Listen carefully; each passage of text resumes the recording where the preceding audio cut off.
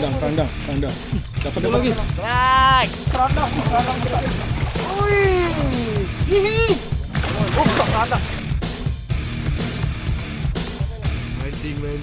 Mancing mania. Mantap. Suasana pagi menyapa kedatangan kami dengan riuh. Jangan heran mas bro, memang biasa seperti inilah kondisi desa nelayan pada umumnya. Tak terkecuali di desa Sumsang yang terletak di Kabupaten Banyuasin, Sumatera Selatan ini. Tentu saja kami hendak pergi memancing.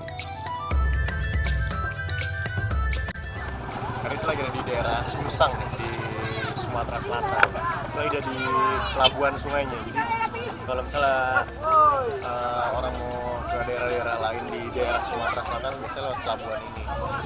Ini rame banget nih, semua ke kapal, jadi kita mau stay di kapal rencananya sampai 5-7 harian. Kita mau mancing ikan tomat.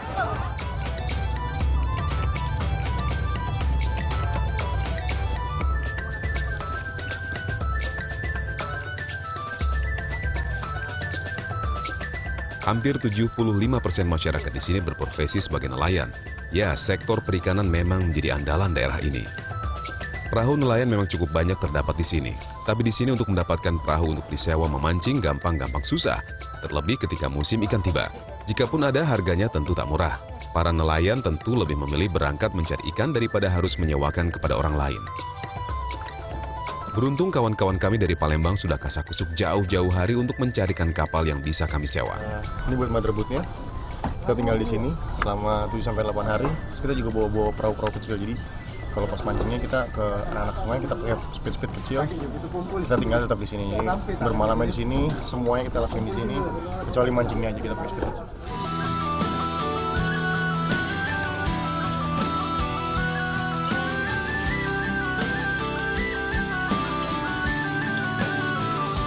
Nih lihat betapa repotnya persiapan kami. Dengan pilihan yang terbatas, kami harus menggandeng 2 perahu mesin yang akan kami gunakan nanti untuk memancing. Perahu-perahu kecil ini jelas sangat diperlukan, mengingat medan perairan sempit yang akan kami hadapi nanti. Kita ke spotnya dari kejadian unik juga. Jadi ini tetap pakai motherboard, kita mau masuk ke dalam sungai-sungai pakai speed kecil. Karena perjalanan nih cuacanya kurang bagus. Jadi ombak yang speednya sempat putus, tali speednya yang buat narik. Kita lagi benerin dulu nih, jadi kita berhenti dulu nih buat ngebenerin tali speednya.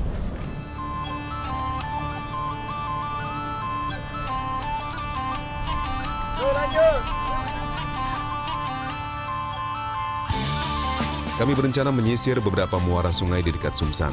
Dan untuk mencapai lokasi potensial, pertama kami harus menempuh sekitar 80 mil laut. Akhirnya saya sampai juga nih di salah satu hulunya sungai di daerah Sumsang.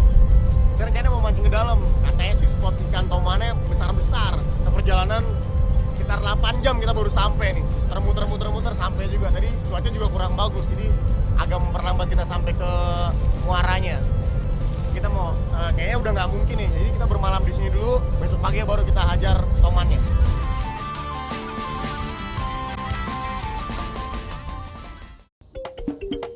Menjelang sore kami baru mulai mendekat ke persinggahan pertama, Muara Gajah. Tak disangka, desa di muara sungai ini lumayan ramai. Menurut kapten kapal yang kami sewa ini, masyarakat di sini juga kebanyakan nelayan. Mereka memiliki usaha sampingan yakni budidaya burung walet. Nih, begini saya mau masuk nih ke dalam sungai di daerah Sumsang. Tadi malam kita sampai, udah malam, ya istirahat dulu di rumah penduduk. Sekarang kita mau masuk, mau ke spot toman nih.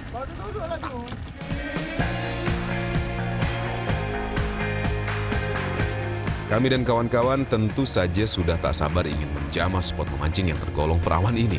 Kabarnya, masyarakat di sini tak mengeksploitasi ikan-ikan sungai. Mereka lebih fokus mengusahakan hasil laut saja. Ini tentu kabar menyenangkan buat kami.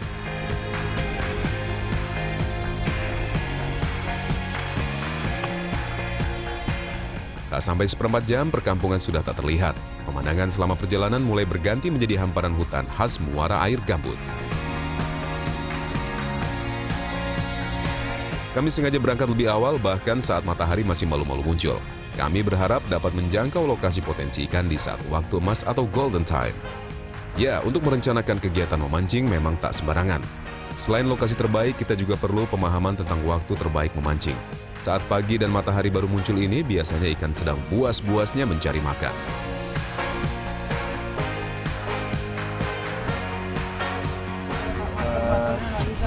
Sungainya nih jalurnya kadang-kadang nyempit nih. Jadi nyempitnya bukan karena emang kiri kanannya ada tanahnya atau daratan, tapi banyak pohon-pohonan yang liar, numbuh liar, jadi bikin mempersempit sungainya. Ini kita mau coba terus karena spotnya masih ada di atas.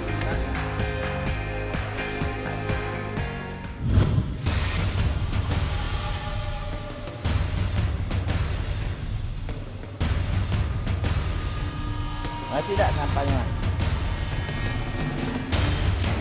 Nih kesulitannya kita mau ke spot nih kayak gini nih. Jadi nyangkut-nyangkut juga, jadi bukan cuma mesinnya yang nyangkut ke rumput-rumput atau taman-taman liar, tapi perahunya juga jadi nyangkut nih. Ini salah satu kendalanya juga. Tapi kalau misalnya kita bisa ngelaut ini nih, tomannya besar rusak.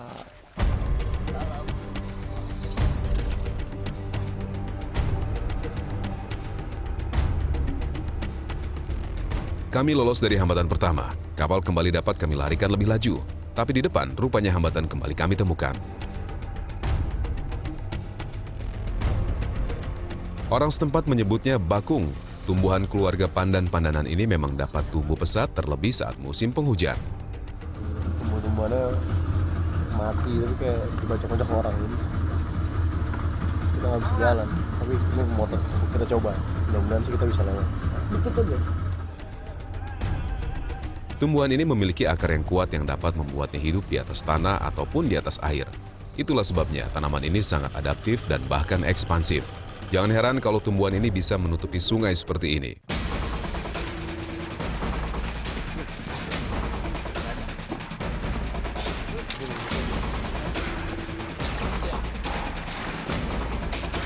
Coba ke depan.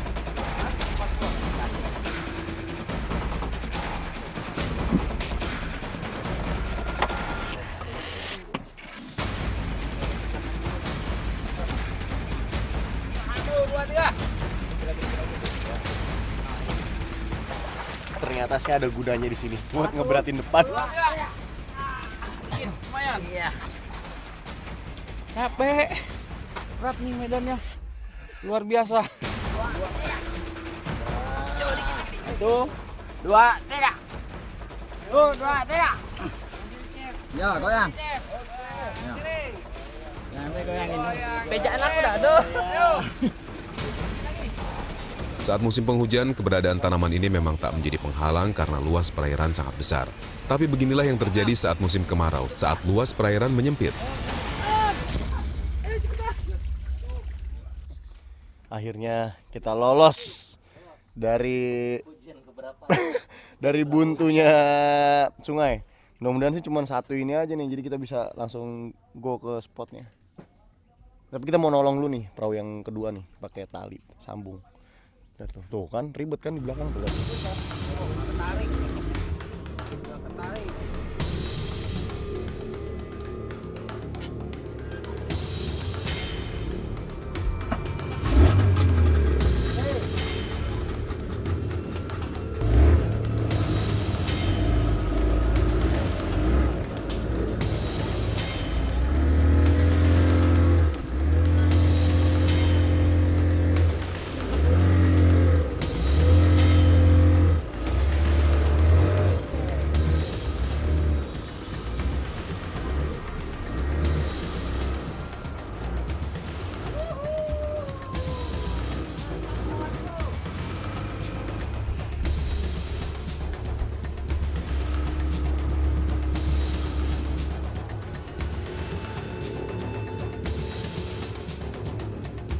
Ada lagi.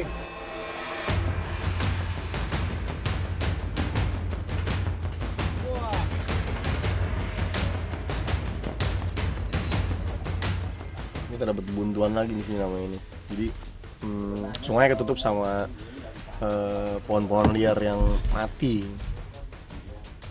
Dan lebih jauh lagi nih, masih jauh banget padahal spotnya. Kita mau mungkin kalau emang nggak bisa ngelewatin, kita balik kanan cari spot di di tempat tadi kita lalui, mancing-mancing di situ.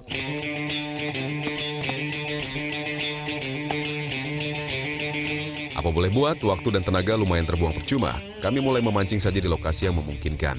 Mudah-mudahan ada potensi dan rezeki baik di sini.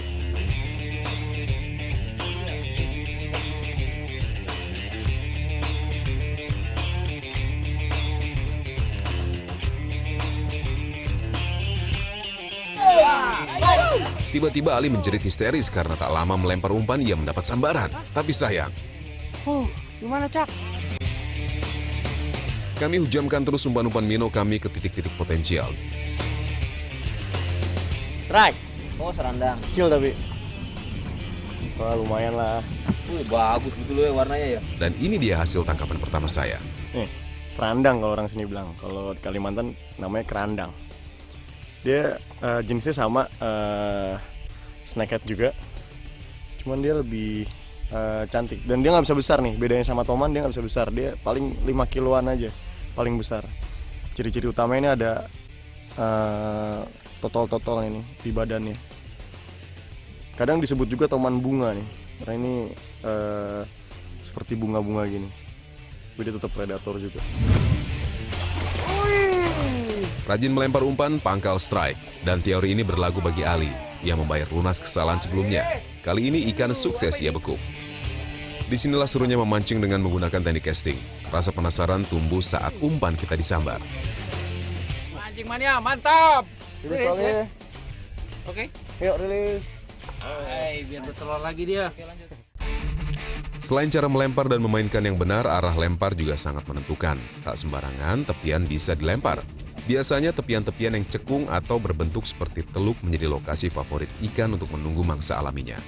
Di daerah situlah salah satunya kami melemparkan umpan. Begitu pula dengan lokasi air yang banyak terdapat potongan-potongan kayu tumbang. Satu lemparan jitu dan saya kembali menuai sambaran. Lumayan, nggak terlalu besar.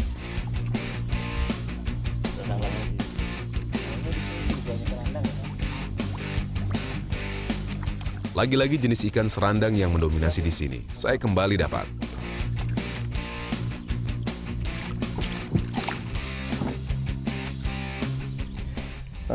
Serandang lagi. Nah ini kalau misalnya di Kalimantan nih, kalau orang yang nggak cocok makan ikan ini, dia alerginya bentuk merah-merahnya itu, gatal-gatal itu mirip sama corak-corak yang ada di badannya nih, totol-totol kayak gini. Dan memang cara yang paling ampuhnya itu kalau menurut orang sana, dikasih buntut ikan ini, ekor ikan ini dibakar, terus digosok-gosokin ke tempat yang gatalnya itu, dan beberapa menit, beberapa jam kemudian hilang tuh merah-merahnya. Wih, strike, belakang saya strike. Kali, ayo kali, santai kali. Santai tuh. Oh, lumayan lah kali. Oh, satu itu lepas. Mancing mania. Mantap.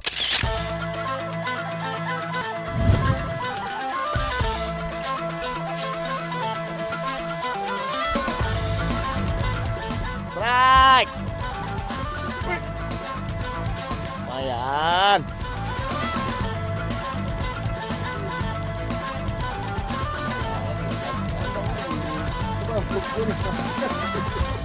Ada yang ngejar lagi.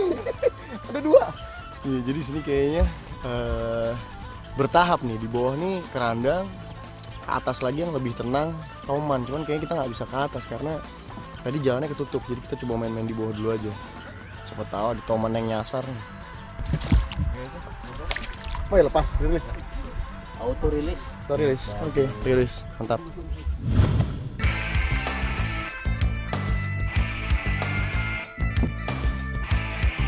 Kawan kami di perahu lain juga banyak menuai sambaran.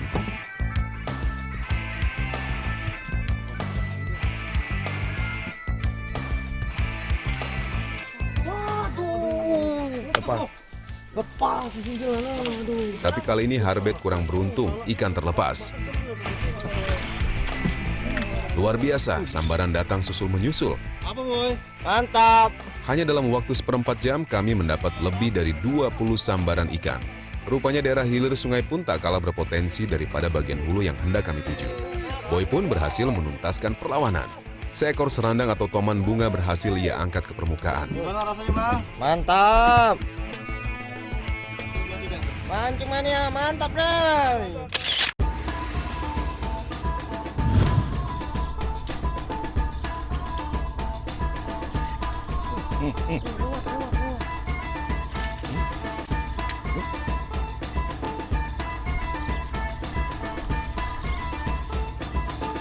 Perhatikan bagaimana buasnya ikan-ikan di sini. Kandang. Dapat lagi.